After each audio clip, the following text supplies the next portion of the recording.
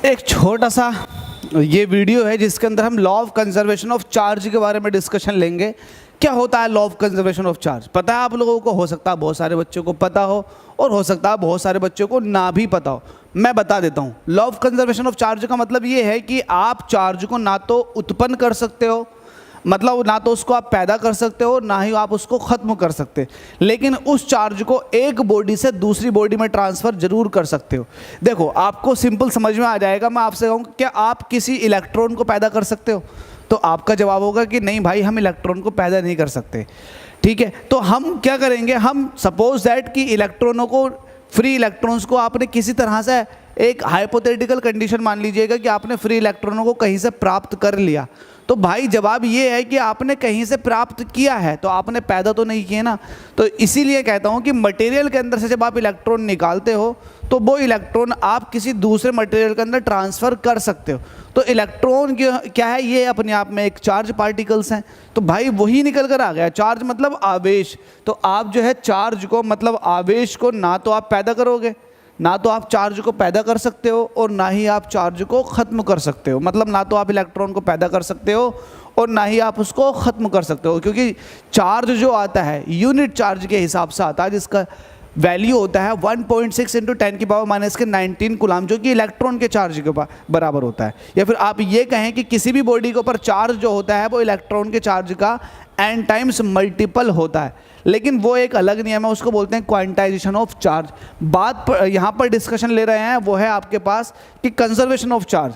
तो भाई conservation of charge में सीधी सी बात ये है कि चार्ज जो है ना तो वो ख़त्म होगा और ना ही पैदा होगा। इसका मतलब ये है इलेक्ट्रॉन को ना तो आप बना सकते हो, ना ही उसको ख़त्म कर सकते, लेकिन इलेक्ट्रॉन को आप ट्रांसफ़र कर सकते हो। एक बॉडी के पास इलेक्ट्रॉन्स हैं, उसको आप दूसरी बॉडी के पास ट्रांसफ़र कर सकते हो, या फिर दूसरी बॉडी से आप पहली वाली बॉडी के अंदर इलेक्ट्रॉनों का ट्रांसफ़र करवा सकते हो। लेकिन आप ऐसा नहीं कर सकते किसी भी केमिकल या फिर किसी भी फिजिकल प्रोसेस है कि आप इलेक्ट्रॉनों को ख़त्म कर दो, मतलब चार्ज का विनाश कर दें। कभी नहीं हो सकता है ऐसा। तो इसके ऊपर एक लॉ बना था जिसका नाम है law of conservation of electric charge.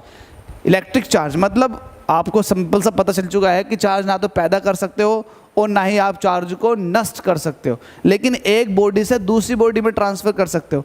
कि आपके जहन में कोई ऐसा एग्जाम्पल है जो इस लॉ को होल्ड करता है? यस है। कौन सा है? वो है किरचॉफ करंट लॉ, KCL,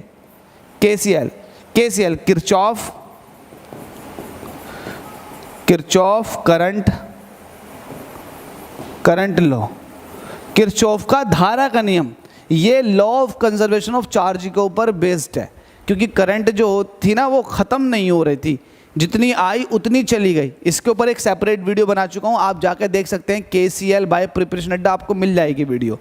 तो ये KCL जो है law of conservation of charge के ऊपर बेस्ड है। पता चल चुका है आपको law of conservation of charge के अंदर होता है क्या? चार्ज को ना तो आप पैदा कर सकते हो और ना ही आप उसका विनाश मतलब ख़त्म कर सकते हो, लेकिन एक बॉडी से दूसरी बॉडी में ज़रूर ट्रांसफ़र कर सकते हो।